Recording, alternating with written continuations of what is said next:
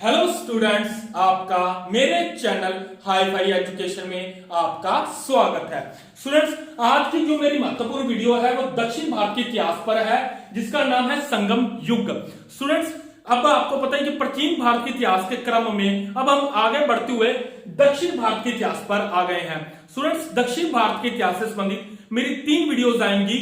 उसके बाद स्टूडेंट्स हम प्राचीन भारत का इतिहास खत्म कर पाएंगे।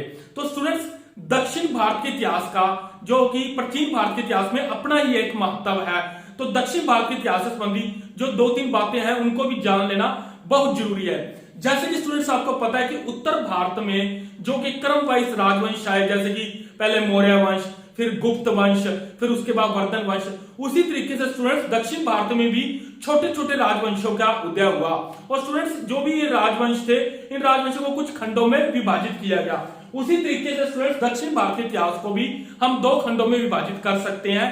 जैसे कि स्टूडेंट्स आपको पता है कि उत्तर भारत में जब मौर्य वंश और राजवंशों का अन्य राजवंशों का मतलब दौर चल रहा था, उसी समय दक्षिण भारत में भी जो एक मतलब संगम युग के, जो संगम काल के राजवंशों का एक दौर चल रहा था। जैसे उस समय गुप्त वंश और वर्धन वंश का जब दौर चल रहा था, तब उस समय में भी जो दक्षिण भारत के जो एक राजवंश हुए हैं, जैसे कि पल्लव, राष्ट्रकूट, चालुक्य, चोल, तो इन राजवंशों का भी उस समय दौर चल रहा था। तो चलिए स्टूडेंट्स, इस वीडियो को अब हम देखते हैं। तो स्टूडेंट्स, इससे पहले मैं आपको एक और बात बता दूं, जैसे कि स्टूडेंट्स अगर आपने इस वीडियो को, जो दक्षिण भारतीय इतिहास को कहते हैं सीधी तरह से, कि दक्षिण भारत के इतिहास को अगर आपने अच्छी तरह से समझा, तो चाहे वो उसके बाद ऑब्जेक्टिव टाइप क्वेश्चन हो या सब्जेक्टिव टाइप, आप आसानी से हल कर पाओगे, क्योंकि अगर आपको दक्षिण भारत के इतिहास को आपको अच्छी तरह से पता चल गया। तो जैसे कि मैंने आपको बोला कि दक्षिण भारत के इतिहास से संबंधित मेरी 3 वीडियोस आएंगी, तो इसलिए स्टूडेंट्स आपको ये भी वीडियोस भी क्रम वाइज, जैसे कि पहली, दूसरी, तीसरी को एक बार अच्छे से देखना, जिससे कि आपको पूरा इतिहास इनका क्लियर हो पाए। जैसे कि अगर आपने पहली वीडियो देखी होगी, तो दूसरी वीडियो को आपको समझने में ज्यादा मुश्किल नहीं आएगी। तो इसलिए इसको भी एक पहली, दूसरी, तीसरी को एक क्रम वाइज जरूर देखना। तो चलिए स्टूडेंट्स, इस चैप्टर को शुरू करते हैं। स्टूडेंट्स, जैसे कि नाम है संगम युग, तो इनके परिचय से शुरू करते हैं। संगम संस्कृत भाषा का एक शब्द है जिसका अर्थ सभा होता है। स्टूडेंट्स, ये संस्कृत भाषा का एक शब्द है संगम, जिसका अर्थ सभा होता है, जिसको गोष्ठी भी कहते हैं। स्टूडेंट्स, ये क्या है, कई लोग इकट्ठा होकर जो सभा बुलाते हैं या कोई सम्मेलन बुलाया जाता था, तो उसको स्टूडेंट्स कहा जाता था संगम। और ये संगम शब्द सभा से बना है। तो ये आपने स्टूडेंट्स याद रखना है, जो एक संगम शब्द सभा से ही बना है, और संगम संस्कृत भाषा का एक शब्द है। तो चलिए स्टूडेंट्स, आगे चलते हैं। संगम काल का संबंध 100 ईस्वी से 300 ईस्वी के मध्य माना जाता है। तो चलिए स्टूडेंट्स, पहले हम जानते हैं संगम काल। ये संगम काल क्या है? स्टूडेंट्स, क्या होता था कि जब कवि, मतलब कि जो एक कवि बैठ के बुलाते थे या कोई सम्मेलन बुलाते थे, तो उन सम्मेलनों में जब वो अपनी कविताएं पढ़ते थे या कविताएं लिखते थे या कुछ भी अपनी किताबें लिखते थे या साहित्य लिखते थे, और उन्हीं साहित्यों से जो हमें आज एक जानकारी मिलती है, तो उनको हम संगम साहित्य या संगम काल कहते हैं। मतलब कि उस समय की या उससे संबंधित जो एक साहित्य से हमें जो उनके संगम, जो उनका मतलब कि संगम साहित्य है, जो हमें संगम काल में क्या क्या हुआ, तो उनकी जो जानकारी जो उनके साहित्य से मिलती है, तो इसलिए उनको हमने संगम काल या संगम साहित्य का एक नाम दिया था। तो इसी से पड़ा था संगम काल। और इनका जो एक समय है वो 100 ईस्वी से 300 ईस्वी के मध्य माना जाता है। तो स्टूडेंट, जो एक संगम काल में जो एक वंश हुए थे, मतलब जो 100 ईस्वी से 300 ईस्वी के मध्य आए, वो ये थे, मतलब कि चेर वंश, चोल वंश और पांड्या वंश। तो इन जो 3 वंश जो मैंने आपको लिखे हैं, तो इसी से 100 ईस्वी से 300 ईस्वी के मध्य इनका जो एक समय काल, जो काल संगम काल बताया, वो माना जाता है। तो चलिए स्टूडेंट्स, हम आगे देखते हैं। संगम तमिल कवियों की सभा थी जिसमें तमिल साहित्य की रचना की। तो जो स्टूडेंट्स, मैं आपको बता दूं, ये तमिल कवियों की ये सभा होती थी। मतलब कि जो ये कवि जो इकट्ठे जो अपनी बैठ के बुलाते थे, ये तमिल कवि थे, और इन्होंने जो अपने साहित्य की रचना की, वो तमिल साहित्य में ही इन्होंने अपनी रचना की थी, जिसे संगम साहित्य, जो कि मैंने आपको पहले ही बताया, जिसे संगम साहित्य कहा गया, क्योंकि ये तमिल कवियों की एक रचना होती थी और तमिल कवियों की के द्वारा ही लिखी गई थी, तो इसलिए तमिल साहित्य की रचना कहा गया, और ये इसे संगम साहित्य कहा गया। तो ये आपने याद रखना है स्टूडेंट्स। आगे हम स्टूडेंट्स, जैसे कि मैंने आपको बताया था कि जो इस समय के काल में जो जो मतलब कि वंश आए थे, जैसे कि चेर वंश, चोल वंश, पांड्या वंश, तो ये इनमें जो प्रमुख था ना स्टूडेंट्स, वो पांड्या वंश था। ये क्यों प्रमुख था मैं आपको बता दूं स्टूडेंट्स, यहाँ पे मैंने नोट में लिखा है कि पांड्या राजाओं के संरक्षण में 3 संगमों का आयोजन किया गया। मतलब जो कवि सम्मेलन, जो 3 कवि सम्मेलन हुए थे कवियों के, जो कि मतलब जो संगमों का आयोजन हुआ था, जो 197 राजाओं के संरक्षण में जो 3 संगमों का आयोजन हुआ था, वो पांड्या राजाओं के ही संरक्षण में हुआ था स्टूडेंट। इसलिए इनको प्रमुख माना गया है, क्योंकि इन्हीं जो मतलब जो हमें साहित्य प्राप्त हुए हैं, वो इन्हीं सम्मेलनों, जो ये संगम 3 हुए हैं ना, वो पांड्यों के ही वंश में हुए हैं। तो इसलिए इनको इन दोनों से प्रमुख मतलब महत्वपूर्ण माना गया है इसलिए। तो चलिए हम इनका भी एक बार देख लेते हैं। जैसे कि मैंने आपको स्टार्टिंग में पहले लिखा है क्रम, मतलब कि क्रम वाइज क्या, जैसे भी ये सम्मेलन हुए, फिर उसमें स्थान किन किन स्थानों पे हुए, और इनके अध्यक्ष या गुरु मतलब कि जिन्होंने ये करवाए थे वो कौन कौन थे। तो चलिए स्टूडेंट्स हम बात करते हैं प्रथम जो फर्स्ट सम्मेलन जो हुआ था, कवि सम्मेलन, वो किस स्थान में हुआ था? मदुरई, जो कि पांड्यों की एक राजधानी थी। और ये किनके अध्यक्ष कौन थे? अगस्त ऋषि, जिनको अगस्त ऋषि के मतलब जो अध्यक्ष थे उस समय में। और जो द्वितीय सम्मेलन हुआ था वो कवाटपुरम, और इनके भी जो अध्यक्ष थे वो अगस्त ऋषि ही थे। और जो तृतीय जो सम्मेलन हुआ था वो उत्तरी मदुरई, मतलब कि मदुरई में था, उत्तरी मदुरई, जिनके अध्यक्ष थे नकीरर। तो ये स्टूडेंट्स जो 3 सम्मेलन हुए थे। अब इनसे स्टूडेंट्स मैं आपको एक महत्वपूर्ण बात ये भी बता दूं, जिससे कि क्वेश्चंस बनते हैं ऑब्जेक्टिव टाइप, कि मतलब जो साहित्य जो प्राप्त हुए हैं वो किन किन सम्मेलनों से हुए हैं। जैसे कि प्रथम जो हमारा जो सम्मेलन हुआ था, जो कि अगस्त ऋषि के जो अध्यक्ष थे, इसमें स्टूडेंट्स हमें जो साहित्यों की जो रचना थी, मतलब जो साहित्यों की जानकारी मिली है, वो ना के बराबर है। मतलब कोई जानकारी हमें प्राप्त हुई है, हमें साहित्यों की, जो संगम साहित्यों की ना के बराबर प्राप्त हुई है। और जो द्वितीय सम्मेलन जो हुआ था, जो वो भी अगस्त ऋषि के मतलब की अध्यक्षता में ही हुआ था, वहां से स्टूडेंट्स हमें जो एक प्रमुख जो साहित्य है, जिसका नाम मैंने यहाँ पे भी लिखा तोलकाप्पियम, जो कि एक व्याकरण ग्रंथ है, जो कि बहुत प्रमुख माना जाता है। तो द्वितीय से हमें जो तोलकाप्पियम जो कि साहित्य हमें द्वितीय सम्मेलन हुआ था, तो इस द्वितीय सम्मेलन से हमें प्राप्त हुआ है। मतलब इसमें हमें जो तोलकाप्पियम जो एक साहित्यकार जो साहित्य था उसकी जानकारी हमें प्राप्त होती है। और तृतीय सम्मेलन जो स्टूडेंट्स हुआ, जो नकीरर की अध्यक्षता में हुआ था, उसने हमें जो भी मतलब अन्य साहित्य जो जानकारी के लिए हमें प्राप्त हुए, जो अन्य भी जो भी बाकी साहित्य थे, वो हमें तृतीय सम्मेलन से ही प्राप्त हुए हैं। तो चलिए स्टूडेंट्स इसको एक बार हम रिकॉल कर लेते हैं।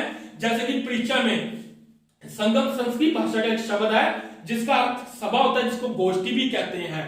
संगम काल का जो स्टूडेंट समय है 100 ईस्वी से 300 ईस्वी के मध्य माना जाता है। और इस संगम काल में जो वंश आए थे वो चोल, पांड्या और चेर आए थे।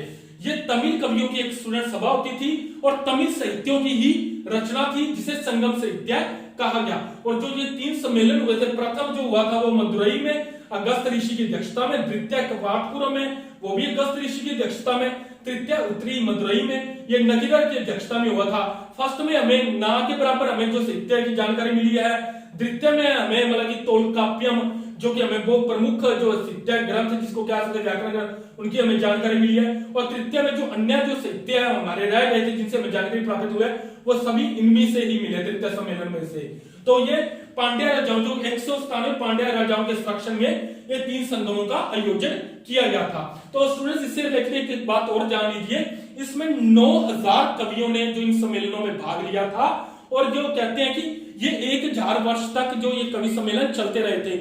जो स्टूडेंट्स काफी बड़ा चढ़ाकर बताया है इन्होंने, वो कोई मानने लायक नहीं लग रहा, क्योंकि काफी बड़ा चढ़ाकर बताया। लेकिन ये मान लीजिए कि इसमें 9000 कवियों ने इन सम्मेलनों में भाग लिया था। तो चलिए स्टूडेंट्स अब हम चलते हैं इसके मैप की तरफ। जैसे कि मैंने आपको बताया दक्षिण भारत का इतिहास, जिसमें इन 3 वंशों के बारे में बताया गया है। तो चलिए स्टूडेंट्स हम पहले बात करते हैं चेर वंश के बारे में। चेर वंश जो स्टूडेंट्स हमें मालाबार तट के क्षेत्र में, जो कि अपना केरल की साइड में पड़ता है, जो केरल क्षेत्र में था, जो अभी आज के टाइम पे कह सकते हैं केरल क्षेत्र में जो चेर वंश है, तो ये आप मालाबार तट में केरल की साइड में, मतलब केरल क्षेत्र में आप जो चेर वंश, वहीं यहाँ पे स्टूडेंट्स जो पांड्या जो कि तमिलनाडु के जो आप कह सकते हैं सबसे जो निचले भाग में ये पांड्या वंश है। और तमिल के जो ऊपरी क्षेत्र में जो ये है चोल वंश। तो ये इसी तरीके से मतलब ये जो वंश है जो मालाबार तट में केरल की साइड में है, ये तमिलनाडु के जो सब निचले भाग में है जो पांड्या वंश, और जो इनके जो मतलब तमिल के ऊपरी क्षेत्र में जो है वो है चोल वंश, और ये सभी कृष्णा नदी के नीचे हैं, मतलब कृष्णा नदी के नीचे स्थित है ये जो भी वंश है जो कृष्णा नदी के नीचे। तो स्टूडेंट्स इससे रिलेटेड जो एक और महत्वपूर्ण जो एक क्वेश्चन बनता है जो कि इनके प्रतीक चिन्ह है। प्रतीक चिन्ह स्टूडेंट जैसे कि चेर वंश का है धनुष, चोल वंश का है बाघ, और पांड्या वंश का है मछली। तो स्टूडेंट्स इसको भी आप एक तरीके से याद रख सकते हैं, जैसे कि यहां से आप बना लीजिए, चेर वंश की बात करें तो आप ऐसे एक धनुष बना लीजिए, जैसे कि आप एक धनुष के जैसे बना लीजिए, थोड़ा सा बाहर फीका होगा लेकिन फिर भी आपको थोड़ा दिख रहा होगा। इसी तरीके से अगर आप बाघ का देखेंगे तो ऊपर आप बाघ को रख लीजिए और नीचे जैसे कि पांडे की मछली। तो इस तरीके से आप याद रख लेना, चेर का धनुष से आप धनुष बना लेना, देख लेना, ऐसे आप याद कर सकते हैं। ऊपर जैसे कि बाघ चोल का तो आपने ऊपर बाघ का रख लीजिए, और नीचे जैसे कि पांड्या का जो मछली है जो इनका प्रतीक चिन्ह है, तो ऐसे आप इजिली आप इनको याद रख सकते हैं। तो चलिए स्टूडेंट्स हम जैसे कि सबसे पहले बात करते हैं यहाँ पे हम चोल वंश के बारे में। तो स्टूडेंट्स चोल वंश जो था वो इन सबसे जैसे कि एक काफी एक शक्तिशाली वंश था, काफी स्ट्रॉन्ग वंश था। तो इनका प्रतीक चिन्ह जैसे कि मैंने आपको बता ही दिया है, बाघ इनका प्रतीक चिन्ह है। तो स्टूडेंट्स जैसे कि मैं आपको एक बात बता दूं कि इनके बारे में ना जैसे कि हमें कोई तिथि और क्रम का नहीं पता चला, क्योंकि अगर इनका तिथि और क्रम का जैसे कि इनका पता चल जाता तो हमके इनका काफी व्यापक रूप देखने मतलब कि व्यापक रूप से इनकी जानकारी हमें प्राप्त हो जाती। तो इसलिए अगर हमें हमारे पास व्यापक रूप से इनकी जानकारी प्राप्त नहीं है, मुख्यतः बस इनके प्रमुख शासक और इन्होंने जो मतलब जो महत्वपूर्ण जो भी कोई कार्य किए हैं थोड़ा बहुत उनके बारे में पता चला, तो इसलिए हमें इनकी काफी डिटेल में इनकी जानकारी प्राप्त नहीं हुई है, क्योंकि ना अभी इनके हमें तिथियों का पता है ना इनका कोई क्रम कैसे वाइज। तो इसलिए जितनी भी हमें जानकारी प्राप्त हुई है उसमें हम आपको बता रहे हैं। तो चोल वंश का जैसे मैंने आपको बताया इनका प्रतीक चिन्ह है बाघ, प्रमुख शासक इनके हुए हैं करिकाल। तो इनके प्रमुख शासक करिकाल और इनकी राजधानी है कुहार, जिसको बाद में कवेरी पट्टनम इनका जो नाम पड़ गया था कुहार, जिनकी बाद में कवेरी पट्टनम के नाम से ये प्रचलित हुई। तो आगे इन्होंने बात की श्रीलंका पर विजय प्राप्त की। स्टूडेंट्स क्या है कि इनकी जो सैनिक व्यवस्था काफी अच्छी थी, जैसे कि मैंने आपको बताया कि ये दोनों राजवंशों से काफी स्ट्रॉन्ग थे। इनकी जो श्रीलंका पर विजय प्राप्त करने की मतलब की विजय प्राप्त करने का कारण यह था कि इनकी जो सैनिक व्यवस्था थी काफी ज्यादा अच्छी थी, जिस कारण से इन्होंने श्रीलंका पर विजय प्राप्त की। आगे जैसे कि स्टूडेंट्स इन्होंने लिखा है कि चोल संगम वंशों में सबसे महत्वपूर्ण, मैंने आपको पहली बात बता दी कि चोल इसलिए महत्वपूर्ण था कि इनकी जो मतलब सैनिक व्यवस्था थी काफी स्ट्रॉन्ग थी, काफी बाकी वंशों से भी ये काफी स्ट्रॉन्ग था। तो स्टूडेंट्स जैसे कि मैंने आपको बताया कि इनकी काफी व्यापक रूप से जानकारी नहीं है, मतलब जितनी भी है हमने आपको बता रहे हैं। लेकिन स्टूडेंट्स एक बात आप याद रख लेना कि 100 ईस्वी से जैसे कि ये शुरू हुए थे इनके वंश, और 300 ईस्वी के आते आते इनका जो मतलब ये वंश जो एक समाप्त हो गया था, लेकिन दोबारा से पुनः विजयालय के नेतृत्व में इनका फिर एक तरह से उदय हुआ, और आगे हम वीडियो में देखेंगे कैसे विजयालय में इनका पुनः उदय होता है। तो ये स्टूडेंट्स आपने याद रख लेना है जितना भी हमें इनकी एक बार जानकारी प्राप्त है। तो स्टूडेंट्स ये तो थे चोल वंश। आगे हम बात करते हैं स्टूडेंट्स इनकी चेर वंश के बारे में, जिनका की प्राकृतिक चिन्ह मैंने आपको बोला जो भी इनका राजकीय चिन्ह कह सकते हैं वो धनुष था। चेर वंश का सबसे प्रतापी शासक शेनगुट्टवन था। तो चेर वंश का सबसे प्रतापी शासक शेनगुट्टवन था। तो शेनगुट्टवन ने चेर राज्य में कन्नगी पूजा जिसे पत्नी पूजा की प्रथा चलाई, मतलब कि कन्नगी पूजा हो, पत्नी पूजा हो, सती पूजा हो, जैसे भी कह सकते सती प्रथा की जो भी रिलेटेड एक पूजा थी। तो इन्होंने नाम लगा जैसे इन्होंने नाम दिया था स्त्री से रिलेटेड कन्नगी पूजा पत्नी पूजा की प्रथा चलाई थी। इन्होंने एक नई प्रथा चलाई थी शेनगुट्टवन ने चेर राज्य में कन्नगी पूजा कह लो या पत्नी पूजा की एक प्रथा चलाई थी। एक स्टूडेंट्स इनसे रिलेटेड एक और बात है कि इनकी ना जो चेर और जो चोल वंश थे इनकी मतलब की एक दोनों में एक कड़वाहट आ गई, दोनों में एक युद्ध की एक संभावना बढ़ गई थी, लेकिन बाद में इनका समझौता भी हो जाता है। तो इनसे रिलेटेड एक ये भी बात थी कि इन दोनों में थोड़ी सी कड़वाहट आ गई थी, लेकिन बाद में इन दोनों का एक समझौता भी हो जाता है। तो ये तो थे चेर वंश, इनके बारे में भी कोई खास जानकारी नहीं थी, जैसे कि मैंने आपको बताया क्रम और तिथि की मतलब कि हमें कोई जानकारी नहीं और ना इनका कोई व्यापक रूप है। तो आगे हम बात करते हैं स्टूडेंट्स पांड्या की। इनका जो प्रतीक चिन्ह है, जो इनका राष्ट्रीय चिन्ह है वो है मछली। पांड्यों का प्रथम उल्लेख मेगास्थनीज द्वारा मिलता है। जो भी इनका प्रथम उल्लेख दिया गया स्टूडेंट्स वो मेगास्थनीज द्वारा हमें मिलता है।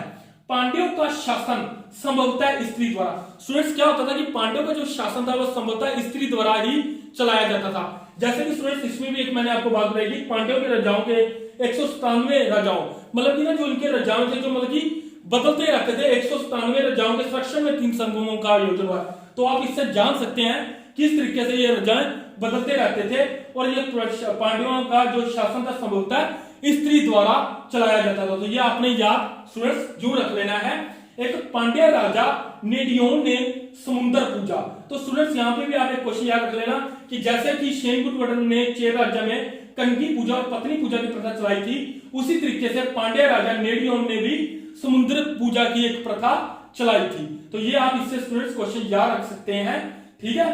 तो आपको ये मोस्ट इंपोर्टेंट है, ये भी याद रखना है, नेडियोन ने समुद्र पूजा, अक्सर ये क्वेश्चन में पूछ लिया जाता है। तो आगे स्टूडेंट्स अब हम बात करते हैं दक्षिण भारत के आर्यगण। ये भी कुछ इंपोर्टेंट क्वेश्चन है, आप याद रख लेना। जैसे कि स्टूडेंट्स उत्तरी भारत में ही आर्यों की एक व्यवस्था थी, तो दक्षिण भारत में आर्यगण की जो एक व्यवस्था करने की जो लेके आए थे दक्षिण भारत में, वो अगस्त ऋषि थे, जिन्होंने प्रथम और द्वितीय सम्मेलन में अध्यक्षता की थी।